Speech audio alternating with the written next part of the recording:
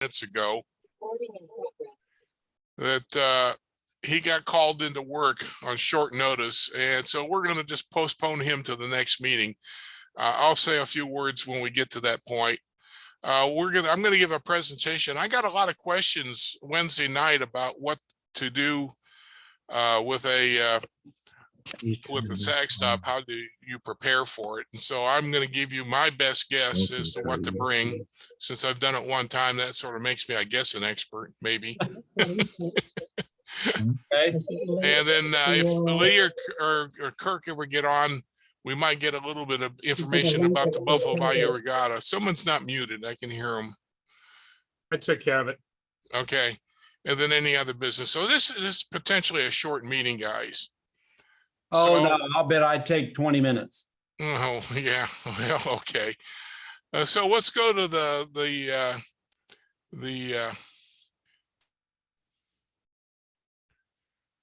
rest stop talk by Jeff, and I'll unshare the screen, and Jeff can have, you can share your screen, Jeff.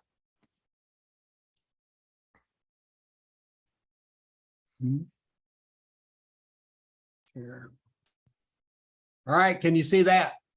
I can. Yep. So let me see if I can make it full screen here. Yes, I can see that. From current slide. How about now?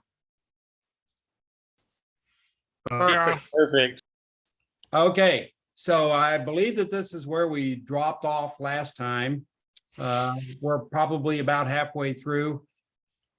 So these are the hours of operation for the Houston route, Houston on both days. So it shows what time we expect the volunteers to get there, what time we expect the volunteers to leave. And then and both of those times are an hour cushion for when we expect the riders to get there and leave. Of course, it doesn't do any good. Ham radio's guys are overachievers. They want to get there at 4:30. Doesn't do you any good to get there till 4:30 if the supply truck's not there, unless you got some gigantuan antenna setup that you're going to do. So 6 o'clock at the rest stop number 1 is good enough. Of course, if you have an assignment at the start line at Addicts, you'll want to get there before 6. Well, I guess right at 6 for that start line. And then figure out who you're assigned to. I'll point them out to you. And of course, the only start that I'm going to point it out is at Addicts. Other than that, you're probably not responsible to a person. You're responsible to a job, to an assignment.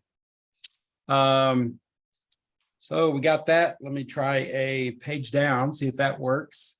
So this rest stop organization, I did not create the slide. I'm just the inheritor of it. This was actually created by Joe Gaddis back in year number 2. But I changed it out from saying breakpoint to rest stop. So the rest stop manager is the person that is over the entire site. And most of those folks are certs, not all of them, but most of them are certs. And probably 1/4 of them are ham radio operators. They are over the 3 teams that entities that I have in here. All the ham radio folks fall into the SAG stop comm leader category. And you will need to have these different roles if your site needs it. Definitely Nelsonville, which is the busiest stop for busiest site for SAG stop, and having a separate rest stop amateur station. This suits Nelsonville to a T. It will take 3 of them to control the SAG stop area. And also we've requested a trunked radio from Hardwick to give to the SAG stop team so that they can talk to the vehicles. I've talked to the SAG stop leader or the SAG vehicle leaders, and they don't think that talking to those vehicles will cause any major eruption on the frequency. So you guys can call yourselves whatever you want to call yourselves. And you guys can talk on your radios to each other, however you want to do it, although there is a frequency plan for doing that. So always observe the frequency plan whenever you're doing anything with your radios. Jeff, question. Yes, sir. You said you were given a trunked radio to, is it just to the USAG stop comm leader at Nelsonville, or is it going? Only at Nelsonville. Okay, I just want to make sure. Thank you. Subsequently, they'll have it at Carmine because that's their Sunday assignment. But we think that the leap ahead feature for this year will take care of that big pileup that they had last year. We also think that the two starts with shorter distances will take care of a lot of the pileup at Nelsonville, but we don't know until we try it. Next slide, the unit leader, which is kind of me in this area. I'm responsible for recruiting and training, which is what we're doing now, supervision and safety, and making sure that everything is taken care of as far as event forms that you have to get filled out. Actually, Charlie Matthew does that in the background. He makes sure that you have signed in with the MS on their site, in addition to the COM site. And also, we talked about food is not included. Food is not included at the site. Food is included if you bring it. You're entitled to all of the snacks that they have at your site. But the free food is starts at 5 o'clock at the Knights of Columbus. And then the next morning at 4:30 at Knights of Columbus. I think on Friday on Saturday night, it ends at 9 o'clock. On Sunday morning, I have no idea what time it ends because I'm never there past like 5:30. So this is the famous Nelsonville. I did have an extensive communications with the lady that makes the maps, the one that makes the vendor maps. We have two maps. We have vendor maps and we have these Bomansky.com maps. One thing that this map is missing is you see this yellow flag here. That's the turn in for the SAGs. There should also be one up here, regardless of which direction they're going on 159, whether they're going to the left or to the right. Once they get to this yellow flag, they know to turn into this street and not try and turn in here where police position number 4 is. And then when they get to the next corner, they'll see another flag, and it'll also tell them to turn on that corner to go up to police position number 2. PGY, I don't know who else from your group is on this. Oh, I see Andrew. So Andrew, your spot to set up your antenna is right here in the volunteer parking area. The bike shops will set up right here. Can you see my cursor moving? Can anybody see that other than me? Yeah, we can see it. We can see it. Yeah, so this is usually clogged up by the bike shop teams, and it's a grassy area. And there's a walkway from this parking lot to this parking lot. But right about where it says parking is generally where you will set up, but you'll figure it out whenever you get there. There may be porta potties there, you don't know. We have porta potties that are set aside for this site, so that the volunteers could use those. Motorcycle marshals, if they come in, they're allowed to ride their motorcycle all the way down here to the porta potty. So you guys have to clear that with a cop in position number 2 to let them go in there. Also, any medical vehicles are allowed to go past that cop. Anybody else, including me, are not allowed to go past this police position number 2 in their vehicle. How do you get out of there? So when you're at P2, how do you leave? You go out. How you leave is you follow these bicycles towards P4. Hey, Jeff, if I remember right, last year there was a third SAG flag that would be out the upper left on the screen. There's a back way in and out that the buses were taking, I thought. I'm not sure about that. Mike Forenza hadn't said anything to me about that. Yeah, last year we went and picked up that flag that was out the back way. Okay, so there should only be 2 at this site. Almost all of them will just have 1. And the managers will bring the flags with them and hand those off to the radio guy with the radios. And we'll talk about those commercial radios in a second. Any questions on this? All right, I think we did this one. The unit leader out in the field is supposed to establish and operate the SAG stop, establish the rest stop amateur station. Especially in this Nelsonville, there is two distinctively different sites because they are so far apart, a quarter of a mile apart. So whenever the SAG stop team calls into net control, they need to say SAG stop 4. That differentiates them from rest stop 4. And the same way on the radio, when someone calls you, there's SAG stop 4 and rest stop 4. And every rest stop can set up the same thing. You can have, even though rest stop 1 will not be in operation very long, will not be very busy, it's perfectly acceptable to have an amateur station as the SAG stop, and also a station as the amateur station, which is the mouthpiece for the manager. So that's what we encourage you to do. The whole reason we're doing this, I understand we're supporting a charity, but is to get you out of your comfort zone, get you into a place that is unfamiliar to you, set up your radios, fail a little bit, overcome that little bit of a failure, and you have other people that are there to help you, and you're there to help them so that you can be successful in this away from your comfort level, sitting at the house or sitting in your truck. That's what we want you to do. That's why we're doing it.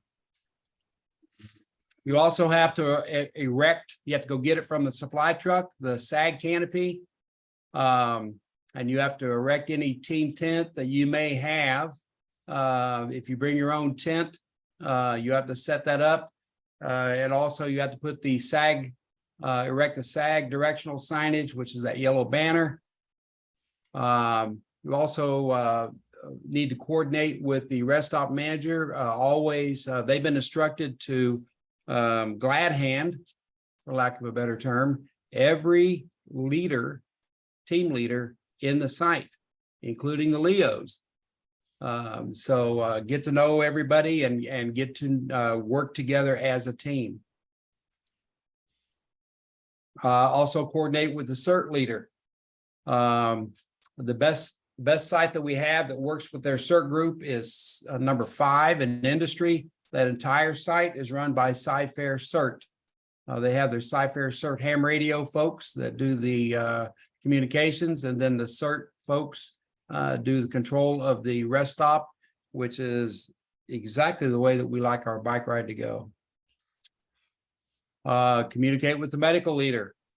You have to, some places, these two sites, the SAG stop and the medical stop, are kind of co-located so that the medical team will be next to the road so that an ambulance can get in.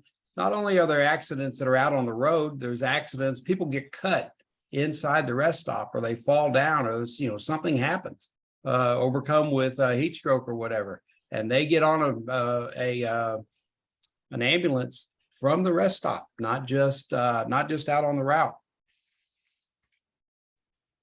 SAG stop communications, always use your tactical call, SAG stop, followed by the SAG stop number. And then you always say your call sign after that. Charlie Matthew talked about that the other night. So your responsibility is to communicate with and coordinate the arrival, and it should say departure. Maybe it says departure at the end. And then you transfer to the ground person, and the person on the ground is will send it on to the scheduler person. We'll show you the schedule here in a minute. It's just like a restaurant. Well, we're not ready to do that. It's just like a restaurant. You go in there and they're going to give you their number. You're going to read it off their bib and get them in line to get on a vehicle. Every rest stop will receive a sample like this. This is what rest stop 2 received last year. And you should also get one for rest stop 4, but it probably won't have any names on it because I cannot control the certs on Sunday. We know where they're going on Saturday, but on Sunday, it could be something else. And so there's no point in typing every cert person's name. All we're going to do is put the radio number on here, and whoever you elect at your SAG stop or your SAG at your radio station to control these radios, then that's what you do. We're supposed to keep those from Saturday to Sunday, right? Yes, and you'll have a second one from Sunday because you'll be put with a different cert team. Okay, should we turn in the Saturday radio when we're done? Nope, you keep it. That way I know how many radios, and I'll show you how the radios move in another slide here in a minute. So for Saturday 1, that is almost all one-day volunteers. Even Carl, the JRD, is a one-day volunteer. And so we have a plan for picking up his radio and his site's radio. The manager is not a one-day. So you'll see that plan on another screen. And these are 16 channel radios. SAG or channel 1 is for SAG stop. Channel 2 is for the rest of the rest stop. So if you want to talk to the SAG group, can talk to each other on channel 1. And then if you want to talk to the rest stop manager or anybody else on the CERT team, you have to go to channel 2. And then always remember to go back to your channel 1. Jeff, Yes. last year they told us that we had a return our radios after we were done with the SAG stop for Saturday. Yeah. Yeah, you give it back to your person, whoever the person is that gave the radio to you. Okay, so then we get new ones for the next day.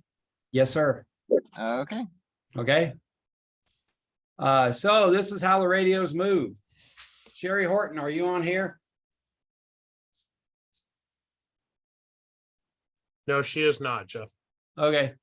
So anyway, Sherry Horton is all of the managers pick up their radios.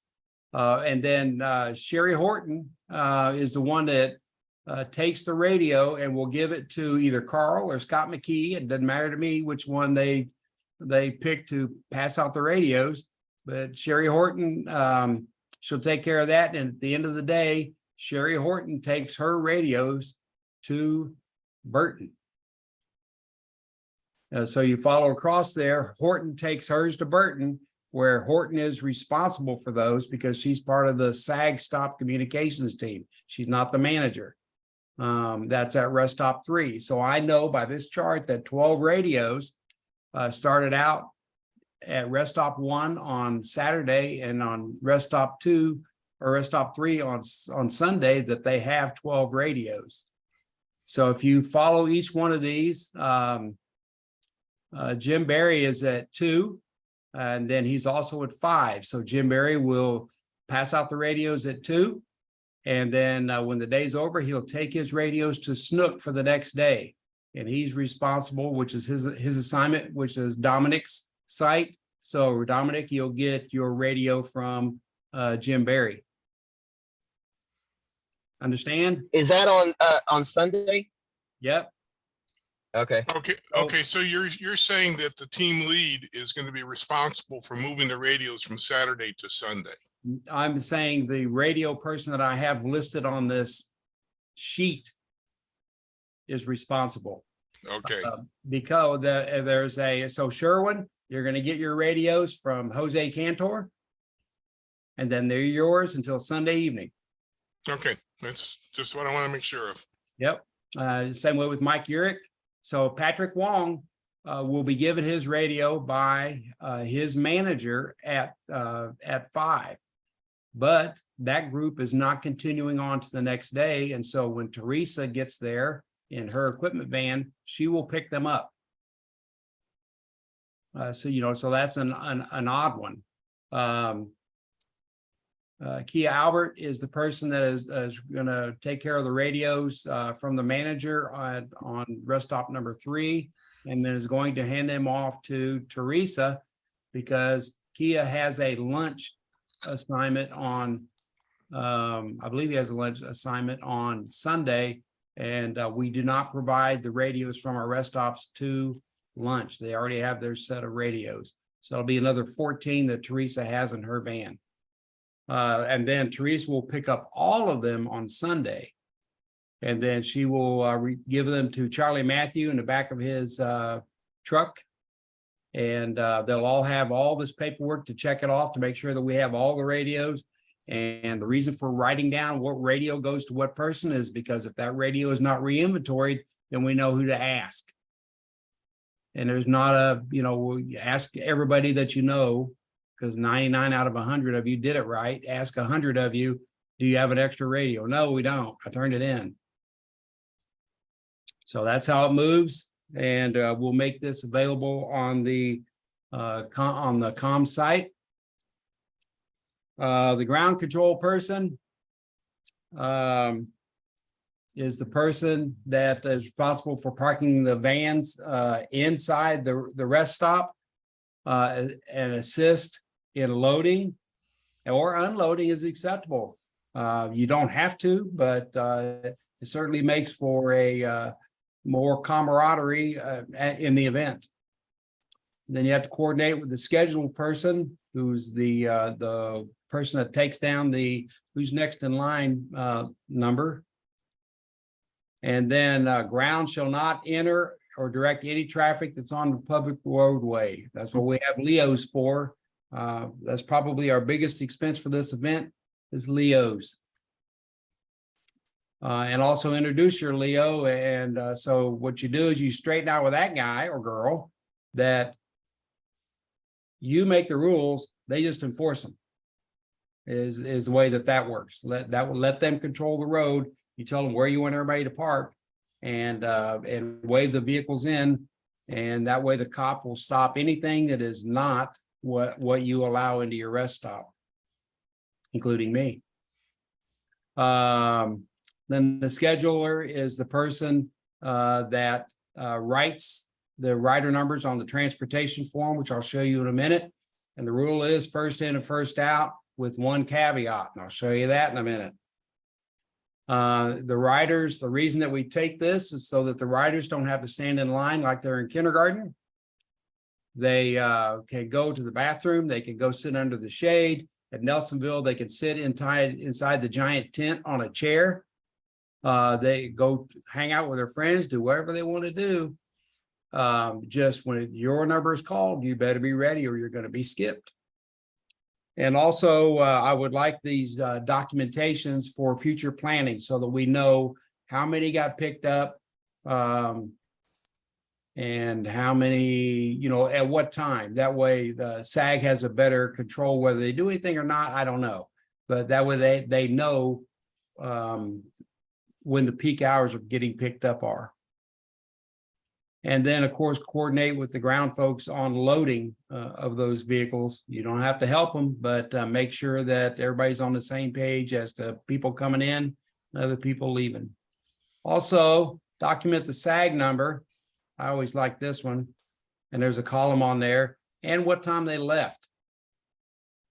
There'll be plenty of people that say, I've been standing in line for an hour. That's not true. We can look on the thing and you're the only one in line and SAG left here empty 5 minutes ago. So we don't want to hear that. Rest stop communications is the designated amateur station. Always say rest stop followed by whatever the number is. Follow the MS-150 communication plan. Don't go rogue and do something else. Set up your site when you get there. And listen to make sure that the net control is live. There's nothing more irritating than when a net, they're setting up their equipment and people are constantly calling radio check, radio check, radio check. Yeah, well, when I get my radio built, I'll check you, okay? So just wait until they say, or go through the list and check people in. You all know how you are. You get there at 4:30 for a net that starts at 8. Always maintain a watch on your frequency. And refrain from chatter on another frequency, and you're not paying attention to what your assignment is. It is very irritating for me to be driving down the road and they call rest stop 3. I'm not picking on anybody in particular, just rest stop 3 for an example. And they don't answer, and yet there's 4 guys standing there. Nobody answers, and there's 4 of them. That's very irritating. And then you're responsible for emergency and priority communications, and also to supply logistical and supply information. Hey, Jeff. Yes, sir. Hey, this is Walt. On that emergency medical communications in particular, we heard that this year there's a change that we should be encouraging people to dial 911 for medical. Is that true? Could you clarify that? So it has been for a long time that you dial 911, and then once you're released from them, then you call the command post via the radio. And if Hardwick wants to change anything around, he needs to do that. Okay, so let me understand, because not all emergencies, okay, that's emergency. Not all medical situations require 911 though, right? If they're just That's right. That's Let's right. get, so whoever's calling has to make that judgment call and then take care of the 911 first and then call the command post. Is that correct? Right. And Gotcha. if it's not enough to warrant 911, then just, but you're calling the command post because you need medical assistance, not just because you saw somebody bleeding.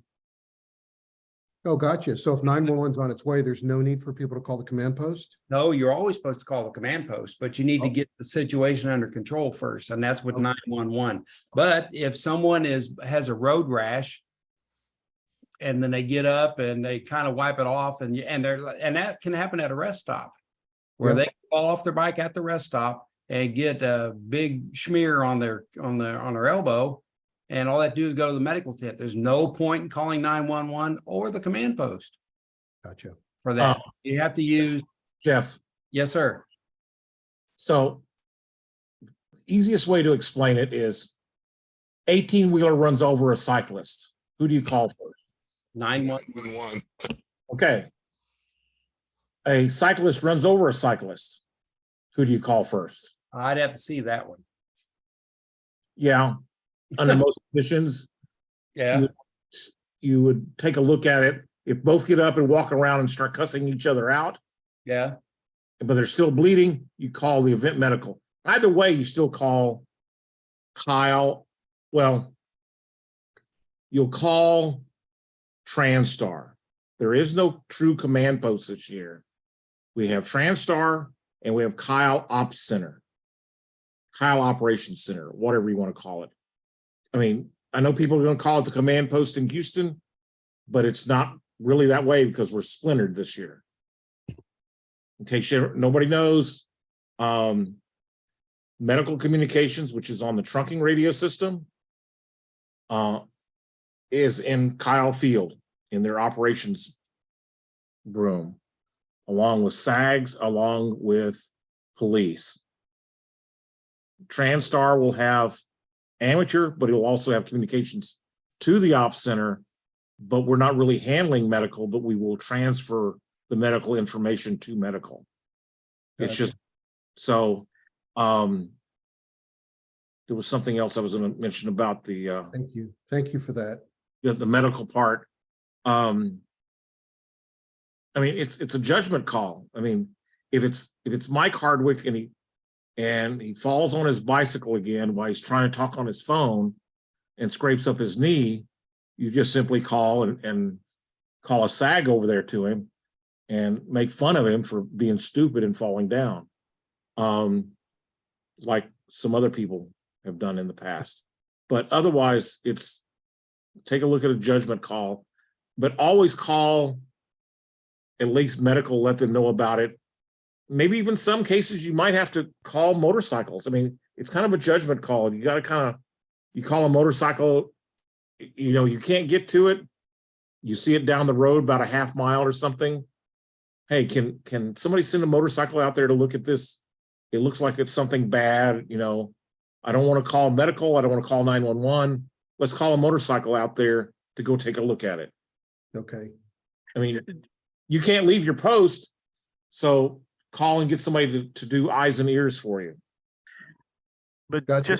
just to double check and clarify that what we're saying is that the person on the scene is the ultimate decider or determinator of whether it's a 911 worthy call or not. They have to make a judgment call. But everybody has to communicate it into Transtar as a backup or as a secondary. It always has to go to Transtar. We have to know about it. We have to know about the incident. And at that point, the Transtar guys, we will pass it on to the medical up at Kyle Ops. If that's what it's requiring. If it's like, yes, we need, you know, we haven't called 911, but it looks like an 18-wheeler clipped a rider here. He's walking around, but I think we need somebody. And then you start relaying it. It's all going to be a judgment call there. So Go ahead, ahead. Walt. John, let me give you a real world experience. Last fall from back around the bay, we had a triple bike crash up. Yep. The guy on the bottom was in so much pain, we couldn't even get him into a SAG van. Luckily, we had a roving doctor, EMS person, and she was a doctor. She got there and we started evaluating him, and she decided he needed an ambulance. And to speed things up, we loaded him into the back of the SAG van on some blankets, got him flat, got him down into a head down position, all that kind of stuff. And we headed to the next rest stop where the ambulance was going to meet us. And we actually beat him there. But we saved probably 10 minutes off travel time by sagging him forward to the medical tent at the next red stop. Turns out he had a broken hip. And I just heard last Wednesday that he's finally walking on his toes again. Mm. So it's a fluid situation. You just have to decide. I wouldn't have probably done that unless we'd had a doctor there evaluating him, his condition, saying it was safe to move him. So but we're trying to understand the policy, right? For those of us, the command post, and John and I have been talking. So if it's a judgment call, so if a rider needs, it's clearly an emergency and they need 911, the ham operator calls 911, right? And gets the situation handled and then calls Transtar to report it. We log it. And at Transtar, we're gonna call the medical field at Kyle Ops to let them make them aware of it. Yes, it has to go to that medical call of whatever flavor it is, has to end up at Kyle Field. Okay, gotcha. Okay, that's what I need to know. Great. And then the rest stop person or whatever ham sees it has to make a judgment call and figure out, get them to a medical tent, get them into it, call for a SAG, which is a different call 911, and regardless of, or, call Transtar to get medical. And then after they handle the situation, they ensure that we call Transtar and then we log it and then forward everything up to Kyle Ops Medical. Is that the procedure? Yes. Okay. Hey, Jeff. Yes. Last year, they gave us a form for the SAG stop. Is this form online again this year where we can print out copies of it? Hold it up the screen. Is it an incident report?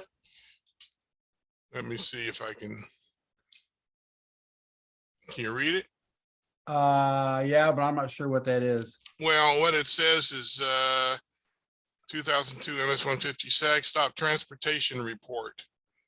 And the columns are, there's a number, automatically numbered 1 through whatever, rider number, time in, SAG number and departure time, and any notes.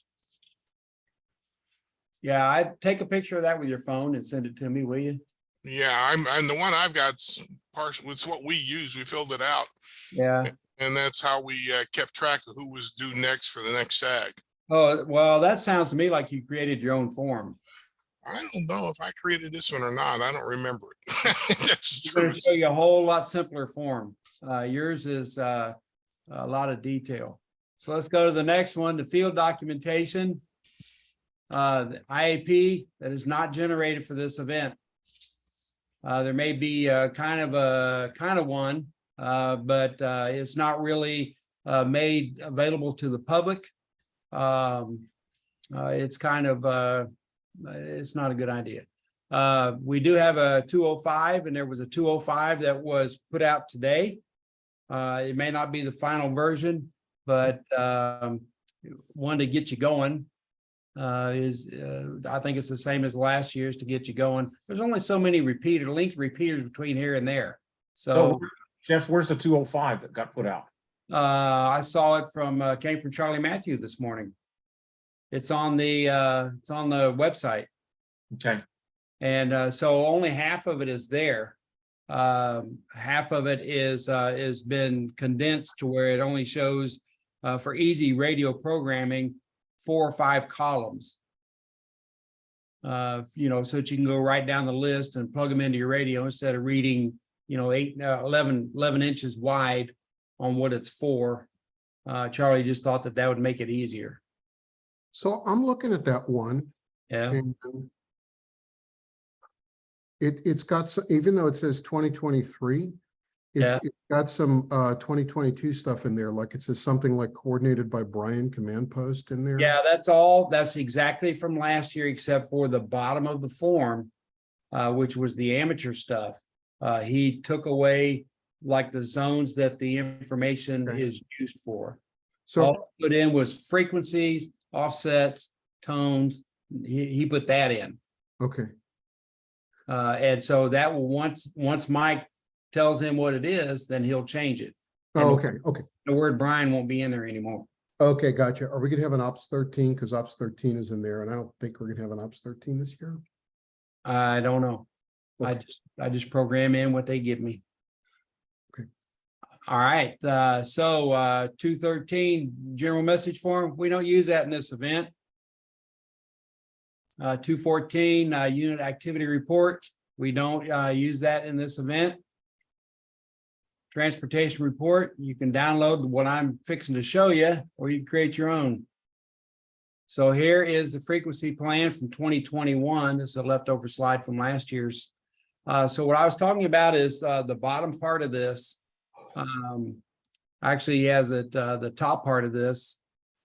He has all of the stuff from the middle over to the right. He has all that deleted, and all he has is the channel, and then the frequency, and then the offset and the tone. And that's all that he has. And then he'll fill in the rest of the verbiage later. He being Mike. It also talks about setting your timeout timers, very important. We always talk about that. All right, so here's the SAG turn flags that most rest stops will get one. There are a couple of sites that will get 3 or 4. St. Mark's SAG stop will get 3 or 4 because they have SAGs coming from several directions, and you cannot see the SAG stop from the entrance behind the St. Mark's Hospital. So there will be flags telling the SAGs where to turn. Their group of drivers is not as seasoned as our group of ham radio folks. Hey, Jeff, Yes, is there going to be a map on Bolmansky or anywhere for the St. Mark's SAG? Because I need to know where to set up the flags. I think I have that map. Will there be one be on Bolmansky? I don't know. I don't think so. I looked on Bolmansky. It's not there now. So Yeah. I don't think so, but I'll create one. And I have a spreadsheet that talks about every corner where one of these flags go on both days, all the routes. And I don't have it on a map. I just have it on a spreadsheet. And then, of course, at the end of the day, you collect them and take them with you to your next assignment. If anybody on here is on the Austin route, then you just put them on the supply truck, and then they'll eventually get back to the MS office. Hey, Sharon, hold on. Hey, Jeff, Yeah, the SAGs are gonna have trunked radios, right? The SAG VINs. yes, Is anyone gonna teach them how to use them? I have no idea. Sherwin, I work on that every year. So we work on it.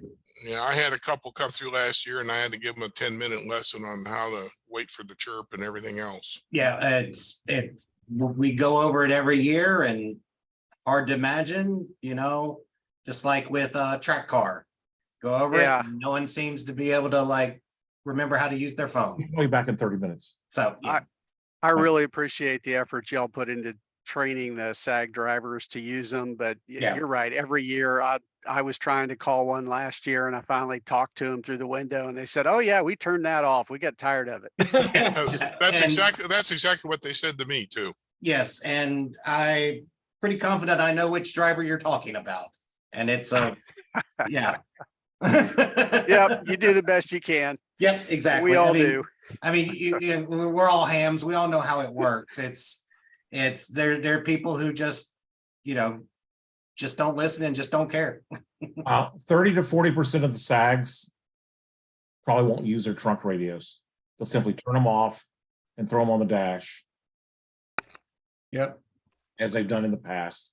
yep. I used to make fun of the bike riders with my normal statement of bike riders lose a IQ point for every mile they ride, and some start at 0.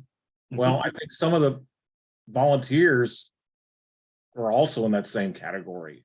Yes. Hey You know. now, watch it now, watch it. Hey, I can say it because I'm one of them too. So it's unfortunate that doing this when we go through all the trouble of putting all this together. Yeah, and we will be, as we do every year, we will be trying to reinforce the need for the trunk radios and why we have them and all that stuff. But it's just something we have to work with. So It's just an opportunity to do, as Jeff said, that to operate outside our comfort zone. exactly. Yep. So here's the transportation report that I invented many years ago, or actually Joe Gaddis did. Look at that. So that was this thing's probably 12 years old now. But you write the rider numbers down as they come up, and then when SAG 27 pulls up and leaves at 1335, then you just draw a line in that second column, and that way all 3 of those were picked up by that same person at 1335. Is this online so we can print it out, Jeff? It will be. Okay. It was, I was thinking that I had sent attachments to everybody that's in this meeting. And it's one of the attachments. There's 3 Yes, attachments. it is. I saw it. The So only thing you're missing there is you mentioned there should be a check-in time. You've got a check-out time on, not check-in. I think Sherwin might have done a check-in time. All I care about is the checkout time. I did a check-in time because at one point we had an hour delay and I wanted to be able to tell people exactly how long the wait was. Yeah, I think, so did I can't remember, did I send you guys a Excel file or a PDF? I think I sent an Excel file. So you guys can change it up, recreate your own, do whatever you want to do. And actually I would like these at the end of the event so you could actually put them in the bag with the radios, and that way I'll get them. You can do overkill like Sherry Horton does and retype it when you get home. That way there's no coffee stains, no icing from the donuts. It's just nice and clean, but that's what she did. So that's what we'd like for you to do and have us. No sweat stains either. I wasn't gonna go there.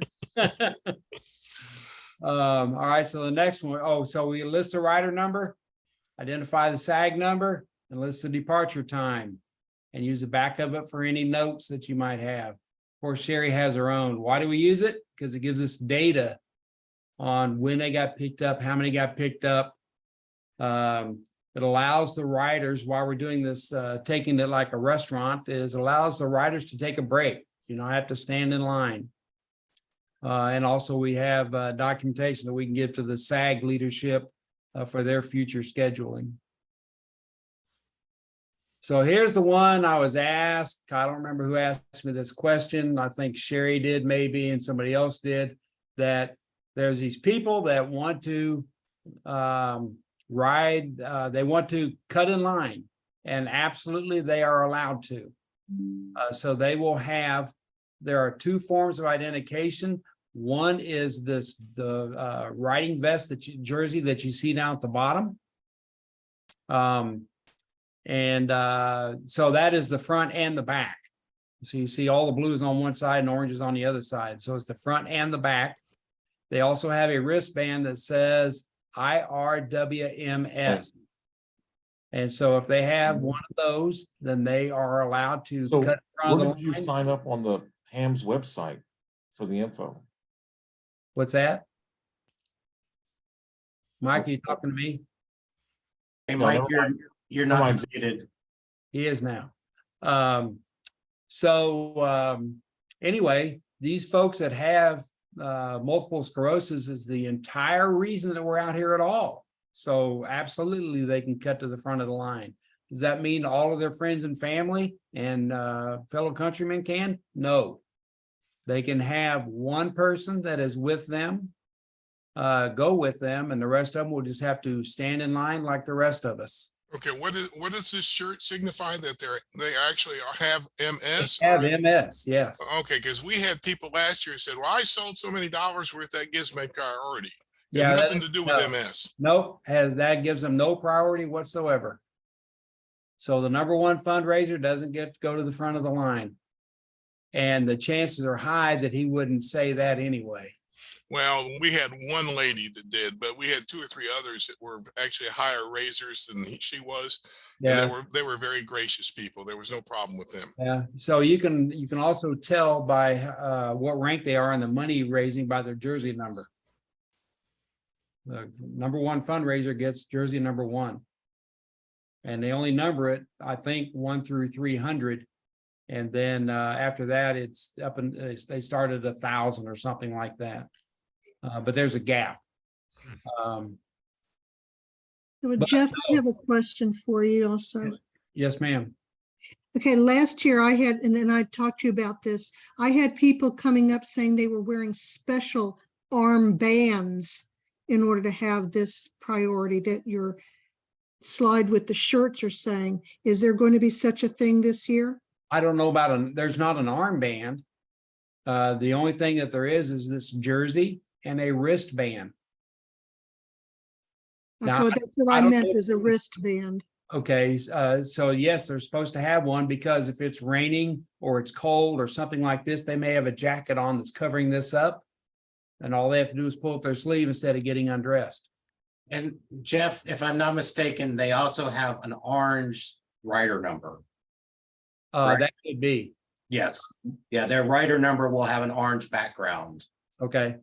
Okay, So- we'll be better prepared this year. Thank you. Yep, and the amount of money they raise is of no consequence. Let's see here. And also, one of the rules is that you're not supposed to ask them if they have MS. You cannot tell somebody has MS by looking at them, and you're not supposed to ask them if they have it.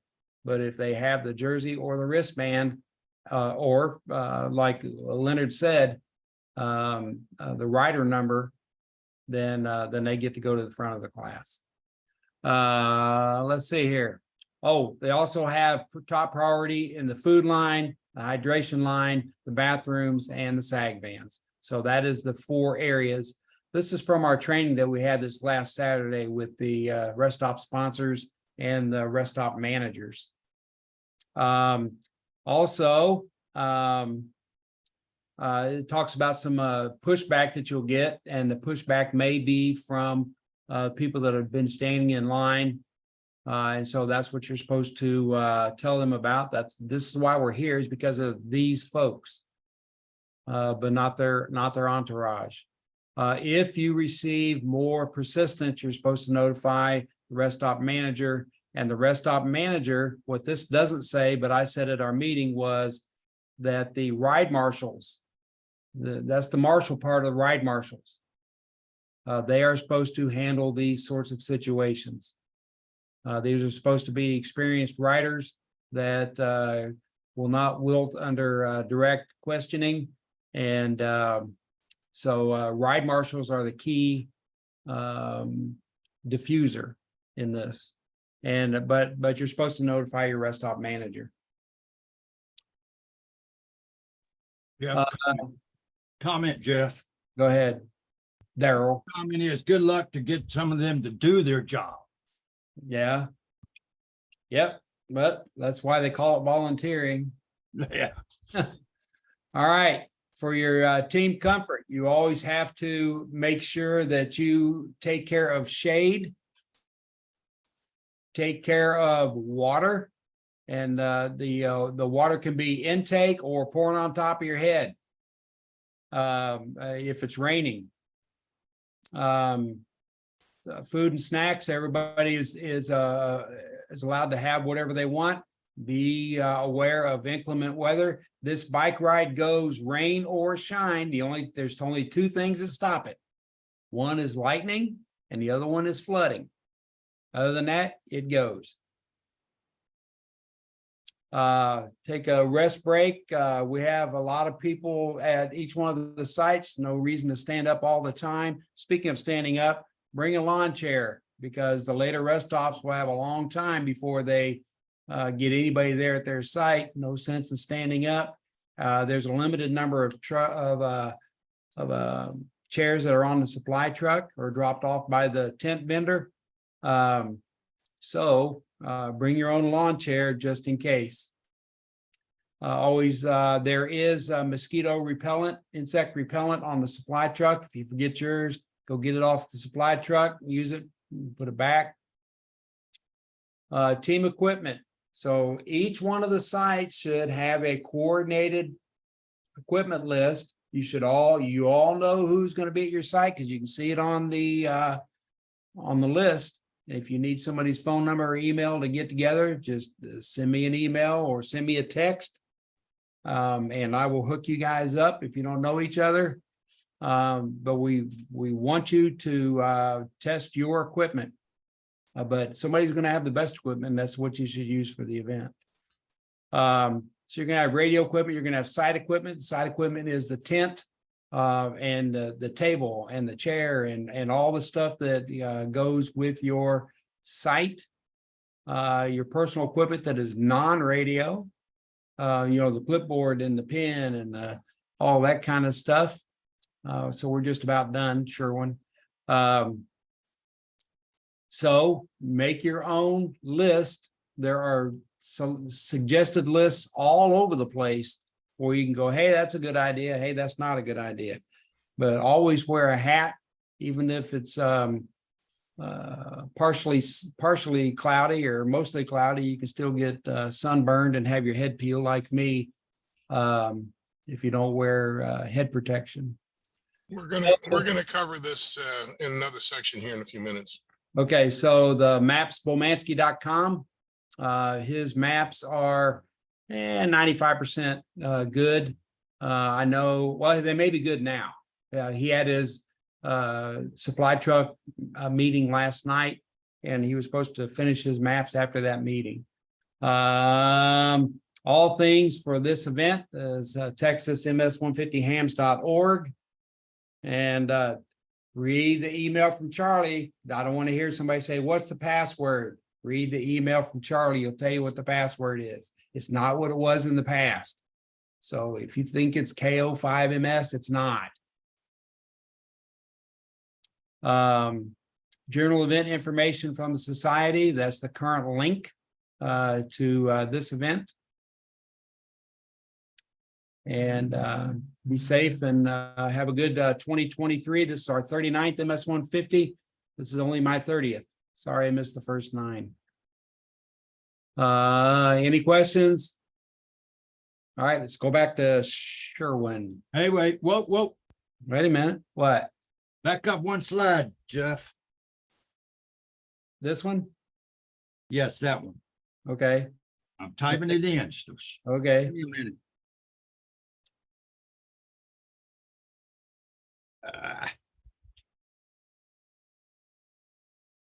Ah.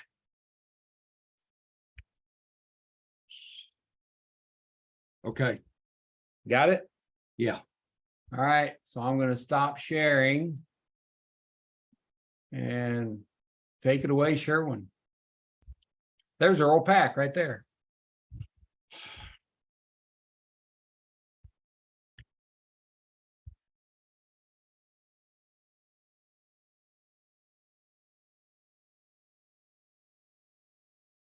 You're muted, Sherwin.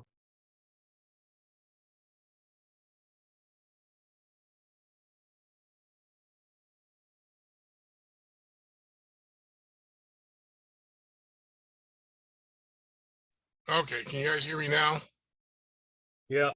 Okay, sorry about that. When I go to slide presentation, I can't get to the Zoom controls. Slideshow. Let's go. This is.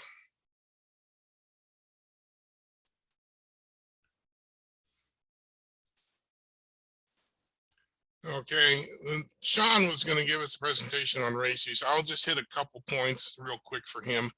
They're doing quite a bit of stuff. They're starting to upgrade their digital communications for the race season throughout Texas. As you know, we're in District 16. Sean is the DRO. They're starting to use a lot of peer-to-peer WinLink VARA. They're also starting to use a lot of FT8. I think they call it FT8 chat, but I don't remember the program name, but they're getting ready to implement that. I've asked him to come back when the next meeting and give us a presentation on that. But for those of you that are involved with races, they seem to really be stepping up their game. It's quite a bit different in the last year than what it's been before now. So for those of you that are interested, this might be a good time to sign up. Otherwise, just stand by for more information. Any questions?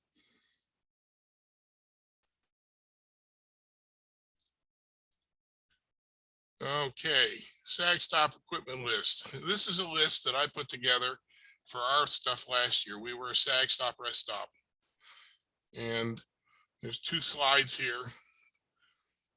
The philosophy in this equipment list is you got nothing. You get there, you got a big grassy area and they say that's yours and that's it. And that's exactly what happened to me and Gail last year. We got there, they never delivered a tent for us. They never delivered the SAG sign.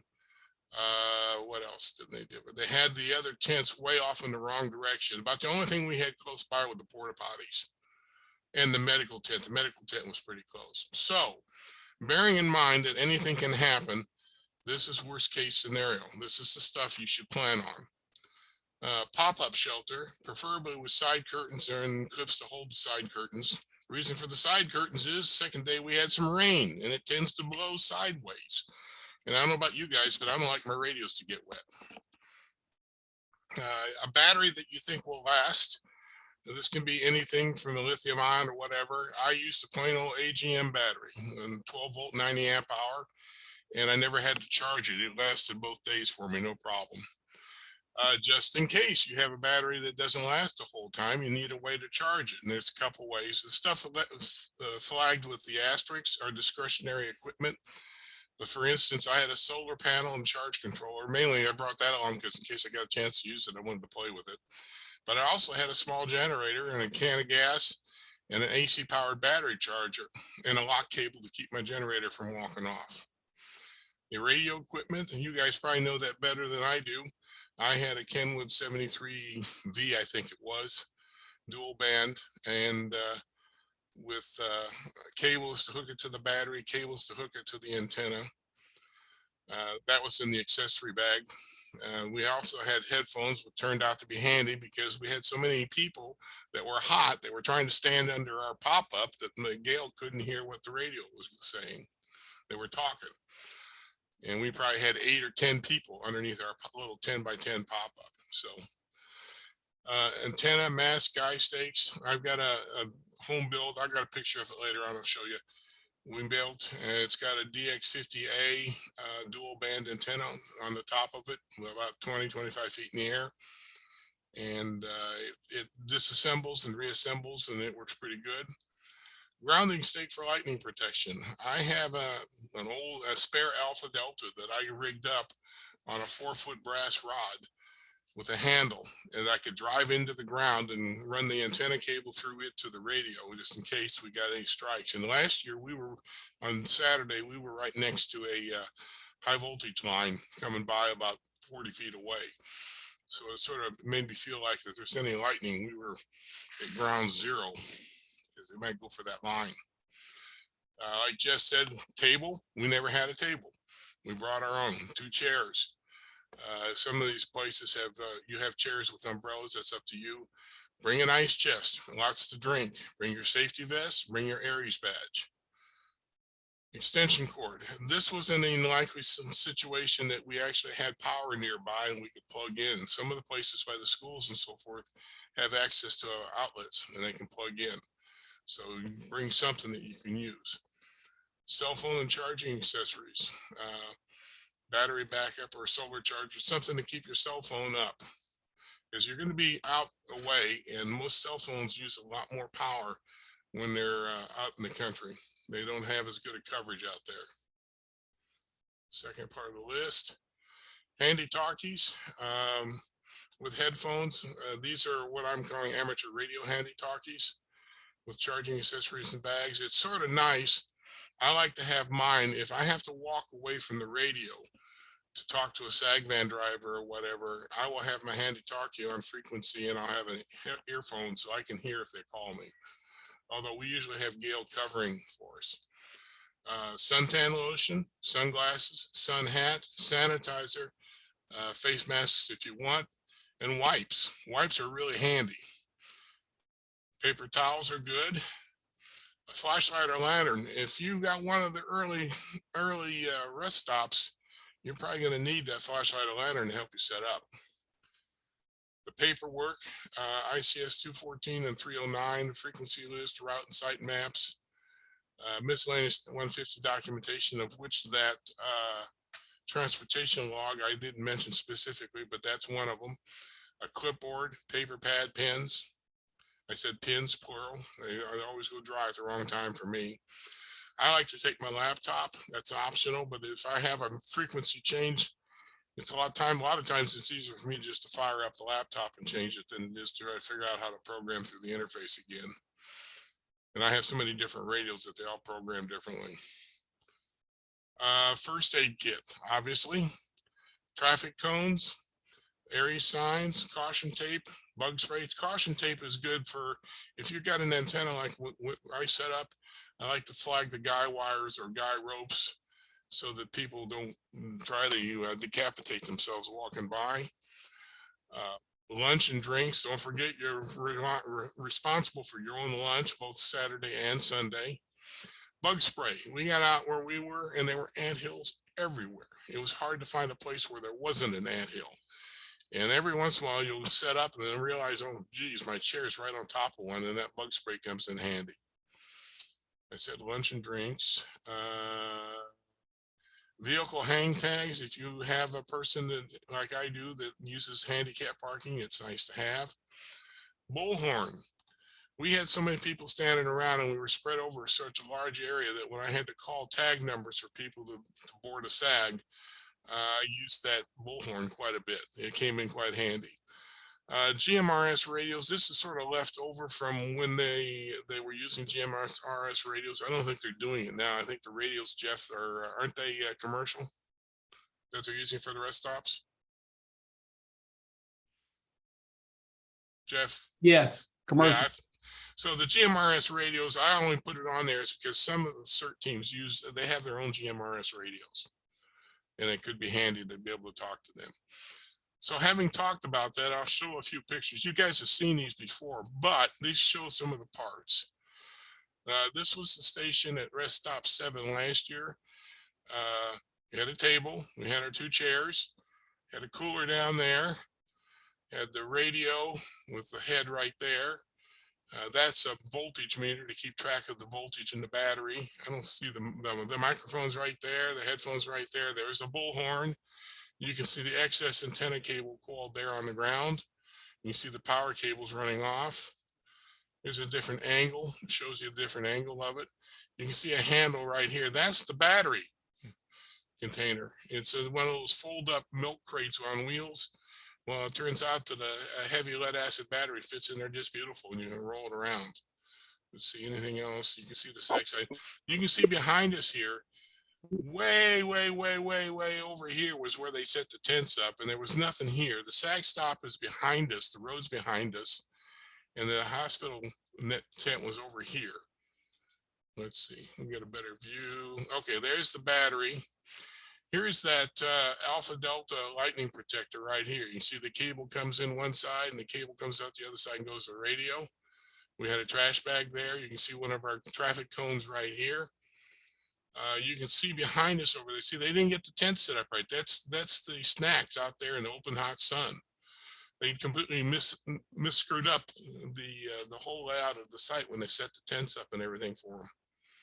So we were, like I said, we were out in the middle of nowhere. You can see Ant Hill there. I think there's one over here underneath Gale, and then one right there. You know, they were all over the place. And here's a back picture. This is Sag Sub 7. There's the antenna right here with the guide wires. We had the ropes flagged with cones. And behind us, or about where I'm sitting, is where the sag vans would come in. And trying to think, and you see barely see the tents over there, way over there. They weren't supposed to be there. They were supposed to be over here somewhere, and right here. And this is where the people, we had one time we had almost 100 people standing around right here trying to get rides. Okay, that's it. Any questions on the equipment? You might want to bring ties just in case to put up banners or something like that. Yeah, zip ties. Zip ties. We also had, I had rope and there's clips. I had a bunch of clips that I could use to tie. Now the banner for the Sag Stop banner had rope already on it. We just hung it. So, but you're right. You need to have some rope with you. And I used to have the clips so I could hang the side curtains up. I didn't show you the Sundays. We had a side curtain up there because we were getting rained on. Don't forget the duct tape. Say again? I had two there. One said duct tape. Yeah, duct tape's handy, but I don't like duct tape because I can't get it off. They call it, up where I came from, they call it 100-mile-an-hour tape because that's what they used to put airplanes back together in the Alaska bush to get them home. What about weights for your tents? Say again, for what? What about weights for the tents? Wipes? No, weight. Weights. Heavy weight. Well, weights are okay, but if you're mobile like we are, it's pretty hard to get enough weight in there to do you any good. I didn't show you on the, let's see, how can I go backwards? I'm not sure if it'll show up in any of these pictures. Nah. Hey, Sherwin. Yeah, the legs for the pop-up, the legs for the pop-up have holes in them to put stakes in the ground, and they also have guy ropes. I find it better if there's any serious wind to guy things down. It's a little more work, but you can see how the antenna is guyed down. It's got heavy stakes on it, three guy wires on it, and when it's tight, it's so tight that it's actually bowing the mast there. Sherwin? Okay, I got two of you. George, is that you or who? It was me, but I mean, it can go ahead. Yeah, go ahead, Namina. Okay, so from what I'm looking at, if I understand the assignment spreadsheet, I'm working at Rest Stop 1R on Sunday by myself. And I worked there last year, but the rest stop manager had everything that you just listed on that slide. And I don't have any of those things. So, and we got there and there was nothing there. And I had to call them to get all of this, the SAG signage and that kind of stuff. So what happens if I get there and I don't own any of these things? I have some zip ties, but that's about it. Well, Let me answer that. Bring your own chair for sure. Yeah, I'm talking about, I'm talking about like setting up the actual, I'll take care of myself, but I'm talking about setting up the actual I don't, if I needed rope or if I needed this kind of thing, what do I do? Let me answer that, Sherwin. Go ahead. So everybody at the rest stop is entitled to everything that is on the supply truck. They have a million zip ties that are like 11-inch long on the supply truck. They have scissors, they have a hammer, they have wooden stakes, they have a broom, they have everything that you need should be on that supply truck unless it is unique to your setup. They're not going to have anything for Sherwin's and they get a table. So Amina, you should have a table and a tent. And it should be a white top tent. There should be at least 8 tents at every stop on the Houston route. 5 for food service, 2 for medical, and 1 for the SAG stop. And on the SAG stop stop sign that you're supposed to erect to the side, just like you can see in the background, you can see a SAG stop sign. There are bungee cords and there's twine on that supply truck. There's so much stuff on that supply truck that never gets used because people don't know it's there. I got it now. Sherwin, Thank this you. list is great, but it is intimidating for somebody new to come in and see all this and go, I don't have all this stuff. I know. So, yeah. But you've got to decide what your priorities are. Obviously, the priorities get the radio up. But I work with a philosophy. It's like I'm an old-fashioned camper. The idea of camping is never to go be uncomfortable. The idea of camping is to manage your situation so you can be comfortable and have a good time. I believe the same thing goes for rest stops.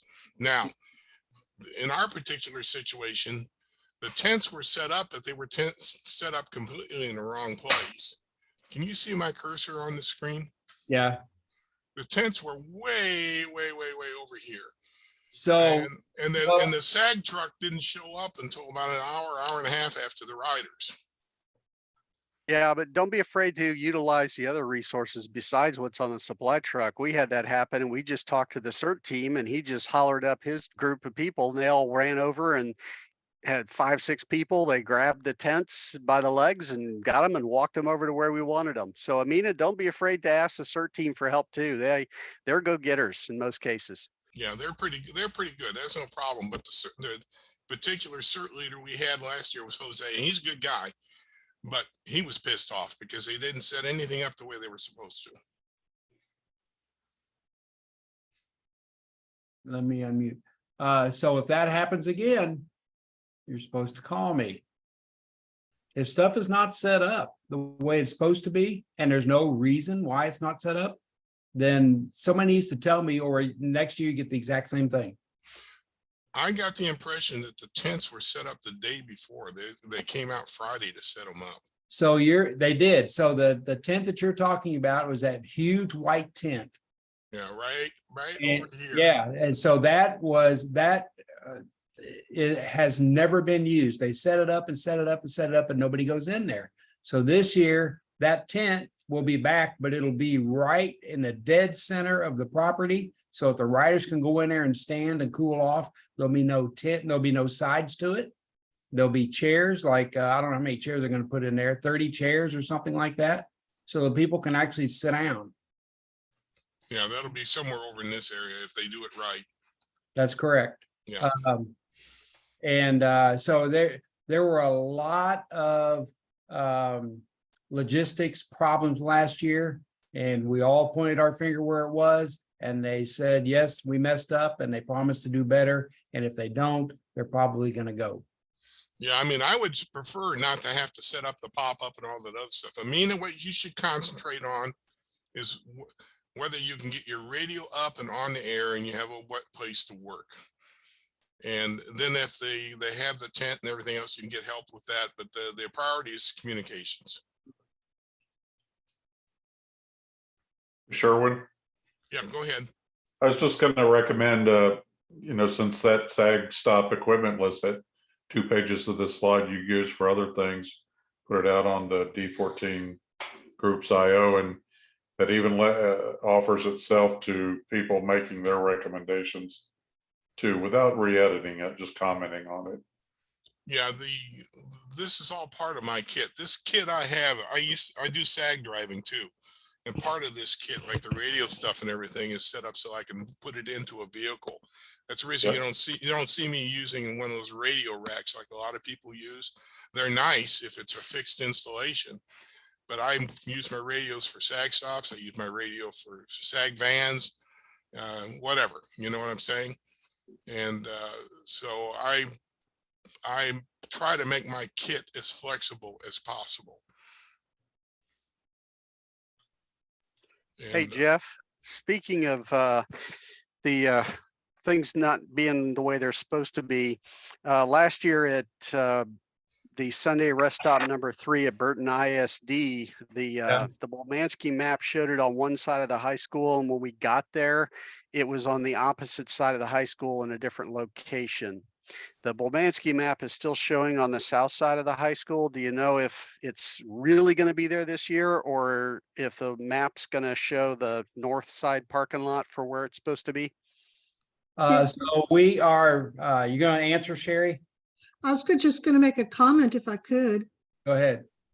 Okay, last year at the Burton, when we arrived there early on, we were informed that the school officials did not want us to be at the assigned location and moved us. So it was a last minute change. It should have been the way it was sent out in the paperwork that we received off from the weeks before. And I'll give it back to Jeff at that point. So actually, the manager, Andrew Mall, called me like at 6 in the morning and said they won't let us in our spot. They moved us to the other side of the school. Well, there's nothing you can do about that. All I did was contact the MS staff person, and well, there's nothing we can do about it now. We just have to do the best we can. And so they never informed the vendor, the logistics vendor. They never informed the MS staff. They didn't tell anybody except the manager when he got there. And that's just the way it is. And actually, I wouldn't mind going back to where we were last year, but no. Oh, yeah. Use that. The parking lot on the north side worked out great. Yeah. Once we got over the scramble of, hey, this isn't where we're supposed to be, sort of thing. Right. Anyway, I just thought I'd mention the Bolmansky site is still showing it on the south side, same as what it showed last year. I didn't know if if anybody contacted the school district to see where they will really want us to be this year. Yeah, we have a contract signed and we're back to the original location, but we had a contract signed last year, so somebody got bent out of whack. Everybody needs to Okay. remember,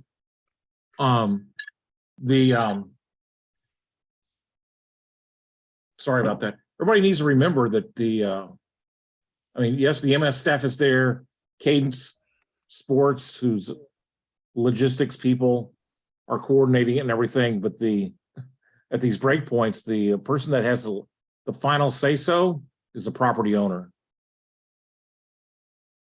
I mean, there's a contract in place and everything for the breakpoint to be there, but if all of a sudden they change their minds, we just got to relay it and say, hey, this is what's happened.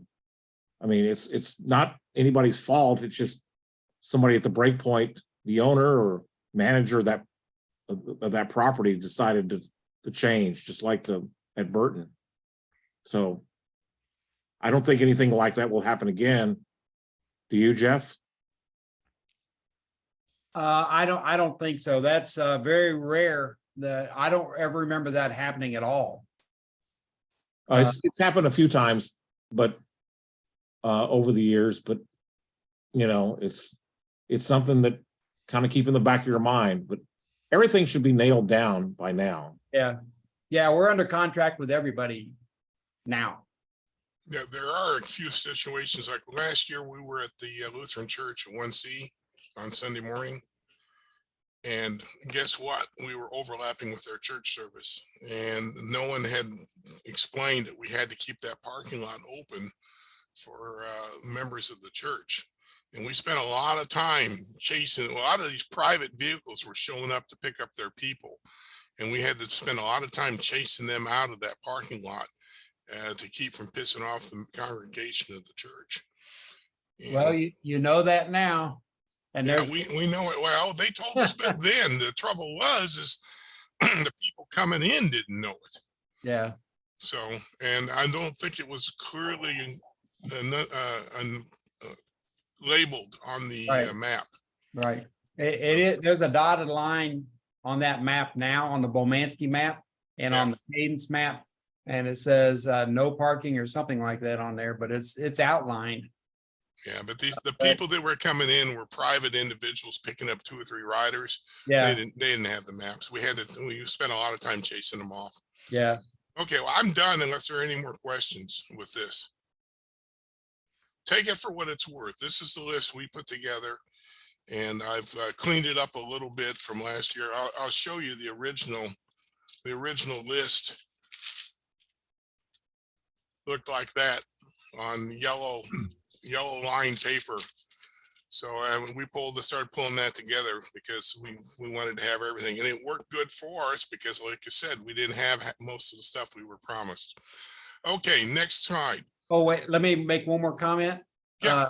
I will have, I have everybody a hotel room. And the 2 guys that I said I need you to share together, I'm going to unshare you. So you guys can have your own hotel rooms. And I will send everybody an email or a text with your confirmation number on it as soon as I get it. That's all I have. Okay, any questions? By the way, you can see the 2 power lines right here that I was worried about for. I have a question. Go ahead. Is it my contact you, Jeff, or is it Hardwick To do what? to pick up that vehicle? Is it gonna be? I have the vehicle on the list, and as soon as they tell me where it is, I'll email you. Okay, Okay? all right. Question on cross banding. Do That's- we have somebody to assign those yet? It'll be me. Okay, is this Mike? This is Mike. Okay. Okay. Do you have the list from previous years? Not in front of me, but I'll have it. Okay, I Sure. mean, do you have access to it? Okay, Yes. all right. Thanks, sir. Okay, Lee, is he still here? Is he working the net? He's working the net. Kirk, you want to talk about the Buffalo Bayou? I guess I can speak a few words to it. You have anything to show us? I'll give up the screen here. Well, I don't have any slides to show, seeing as I got put on the spot at the last second. So Well, I sent you guys an email beginning of the week. Or Well- actually, I sent it Friday. I'm sorry. yeah, well, I've been a little busy since then. Anyhow, regarding the Buffalo Bayou Regatta, it's an event that's been going on for the last 51 years, and this year, unlike any of the previous 50 years, the actual route of the race was completely changed.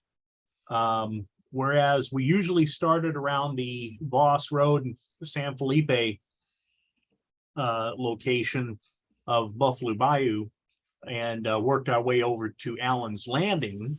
This year, because we did not have access to the original launch point up until literally the last minute, we were notified the night before by the people who were to give us access, offering us the access at that time.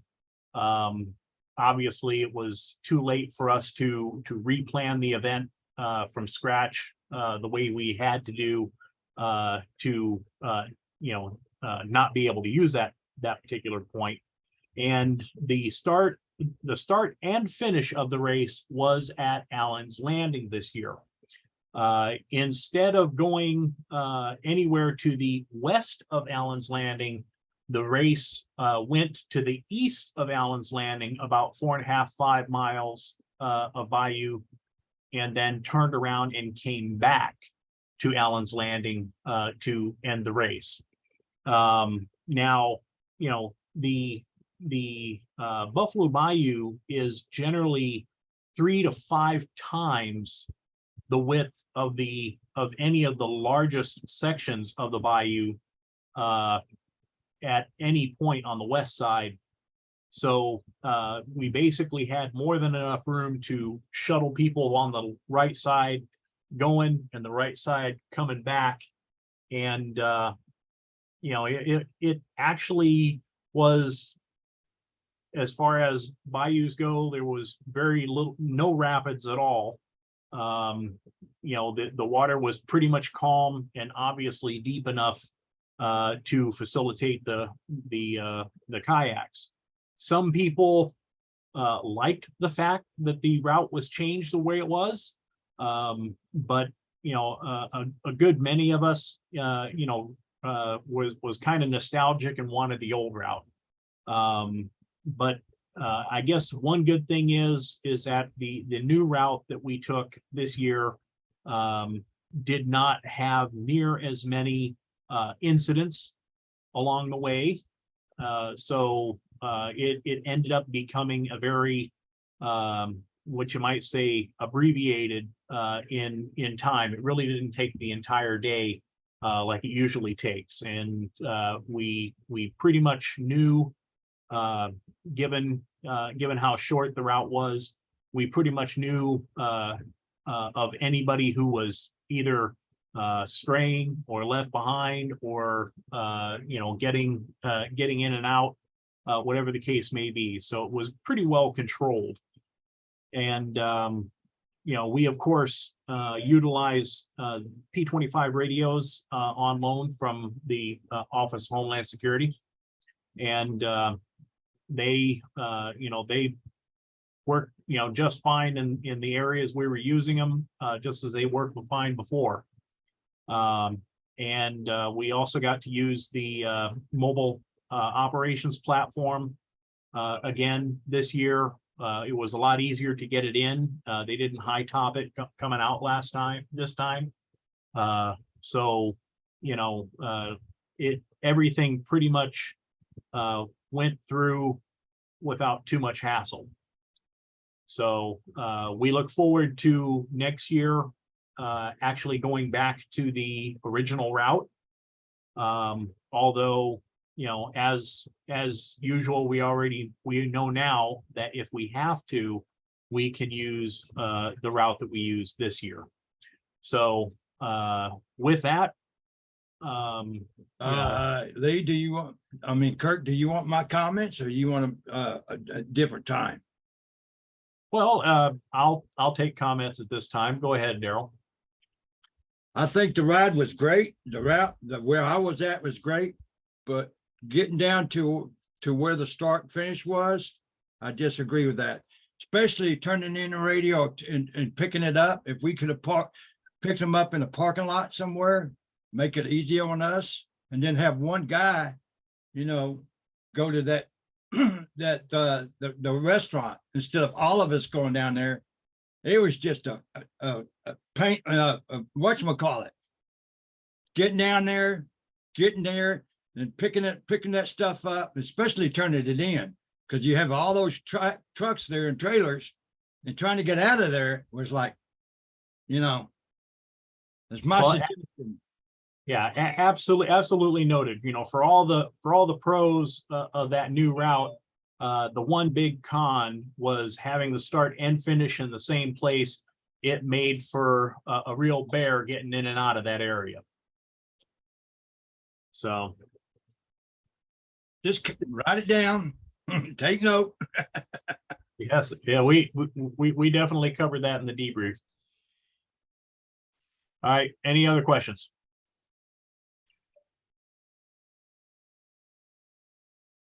Okay, back to you, Sean. Sherwin. Thank you. Let's see where we are. I think we're done. Just a reminder, I went to the calendar before we set this afternoon to see what's on the list. We got the Ironman at the Woodlands on April 22nd. I'm not sure. I think Lee's working that one. I'm not sure who else.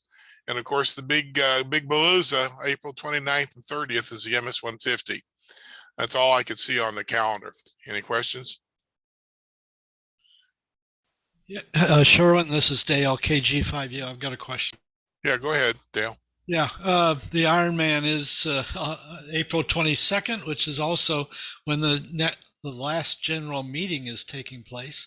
I missed the first general meeting, so I'm one of the radio operators for Peter, and so I've I committed to him before I knew what my responsibilities were for MS 150, but you know, I don't want to give up either.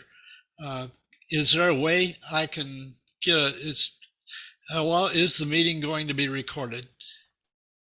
Jeff or Mike, can you guys answer that? So the Charlie Matthews meeting was recorded and it is not available yet. As of a half hour ago, he said he was editing it. So he probably will be done with it tonight and it'll be posted on the Hams website. And so I would say, Dale, to go ahead and work for Peter Belbin and watch the online version. Roger that. Thank you. From last week. Righto. Thank you. Any other questions? Hey, Sherwin, Ben Gillis. Yeah, Ben, go ahead. Just a quick comment. Anybody that has a GETS or WPS card, please exercise them at least once monthly. Oh, yes. Well, time to call my sister again. Yep, that's it. Thanks. Anyone else? Yeah. Hey, Ben, can we get replacement cards? Who's this, George? Who asked that? Yeah, this George, AD5CQ. Yeah, my gets expired. Yeah, let's talk by phone, but yes, you can. Will do. Trying to think, Ben, what's the other card that they've handed out to us? Is that the one with the cell service? The WPS is cell. Yeah. How often do we need to exercise those? Once you do one, you're okay on both. Okay. Okay. That answers my question. I'll just do the gets. Can I ask a question? It's WM5N again. Go ahead, Sherry. What are these cards and who's entitled to get them? I'll let Ben explain. He's the best spokesperson for that. Sherry, they are a federal, RACES is state, GETS and WPS are federal cards that basically give you priority should there ever be an emergency, national emergency. You have basically telephone priority. Okay, so who issues those out? You need to talk to me. Are you specifically for one particular district of RACES or a region or what? Basically this particular area of the state. Okay. So that would include Fort Bend County? Yeah, it could include it. I mean, ideally what I'm gonna probably do is ask Sherwin if there is a need for the person to have them. And if he were to say yes, I'd probably get one and get you the setup for it. Ben, I thought that had to be something that was sanctioned, through Joey? No. It's not Harris County Office of Homeland Security and Emergency Management? No. Okay. Nope. It's been so long since I got mine. I don't remember how I got it. Anyway. I know, and they're not being exercised. And so that's what we're being asked to make sure they get exercised. Yeah, are they still being, who's paying the bill on those, you know? Nobody. There's no Nobody? bill. There's no expense. Okay, I thought there was on the WPS. No, no. Okay, my fault, misunderstood. It just depends on the person's position and responsibilities in a real incident, and anyone that is involved in covering like TransStar or whatever is eligible, I think. Let's you and I talk, Sherwin, if you don't mind, please. Yeah, let's talk to Ben before I stick my foot too far in my mouth. Okay. Okay, because if he's saying our region, our area, then it wouldn't be only TransStar. It could be other EOCs. See, I'm not sure that I'm the one that specifies who gets them. That's the reason I need to talk to Ben, because this is the first I heard about it. Okay, well, keep me informed. Thanks. Any other questions?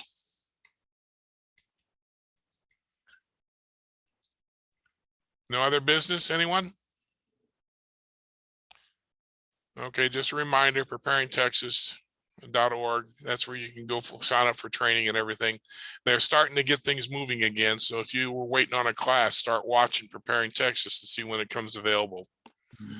WebEOC, I know everyone's going to ask about WebEOC. I'm still waiting on Joey to come up with the modified curriculum and the new training. And he's been really busy, so I don't know anything more than that right now. And let's see, these are some resources. Just most of you guys know about this. STXAreasGroups.io is a good one to sign up for. District 14 is the one I send everything out. So if you're missing mail, you're not probably signed up for District 14 STXAreasGroups.io. Sherwin, can I say something? One more? Okay, I've been in contact with the Oxcom course and the task book. I've been in contact with Tommy Gonzalez since before we had that endo exercise, and he has asked me to give any assistance to anybody who is working on their task book on how to get it filled out, or if they have any general questions. So want to let everyone know that I'm available. Yeah, I also happen to know that there's going to be an Oxcom course in June. Last I heard from Joey, I'm supposed to help teach it, but I don't have any dates yet. So I need to talk to Joey about that. It's getting close enough that he should be figuring it out. You haven't heard anything, you haven't heard anything about that, Ben, have you? No, not yet. I haven't. Okay, I think it's still a little bit early, but the last I heard it was going to be in June. I think there were going to be 2 courses, one during the week and one on the weekend. So for those people that have to work, then they would go for the weekend one. For those that don't have to work, they could do during the week. Hey, I've got to be up there tomorrow. I'll check tomorrow morning. Okay, sounds good. But that's the only thing I know about them at this point. Okay. Anyway, I just want to let you know that he had asked me to be a liaison between the hams that are working on their books and himself. Yeah.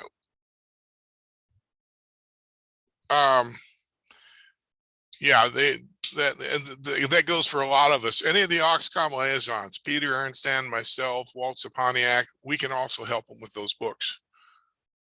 So that gives you quite a group of people that can be referenced or asked questions of if you guys need it. Anyone else? Well, thank you. It took longer than I expected. I really didn't expect this to go more than an hour. Shows you how good I am at estimating time. We appreciate you all participating. The intent at this point is to try to hold an in-person meeting in May. We'll have to see how the schedule lines out. Obviously, right now, April's a bad month. So tentatively put that on your calendar for the 3rd Monday. Okay, anyone else? Let me stop sharing. I'll stand by for a few minutes in case anything comes up. Thank you guys for attending. And we had quite a good turnout. I saw as high as 31.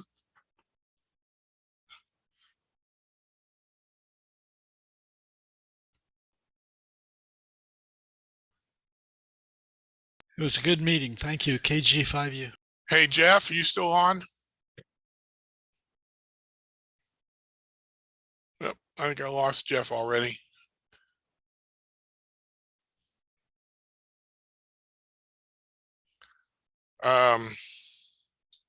Walt, are you still on?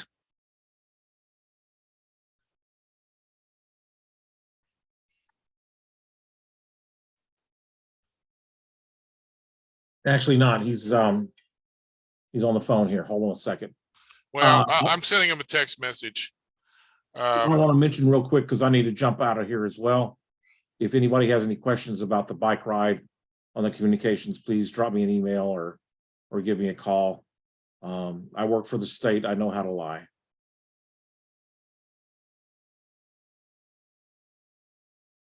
So Did you really say that? y'all have a good night. We'll talk to y'all later. Bye. Bye.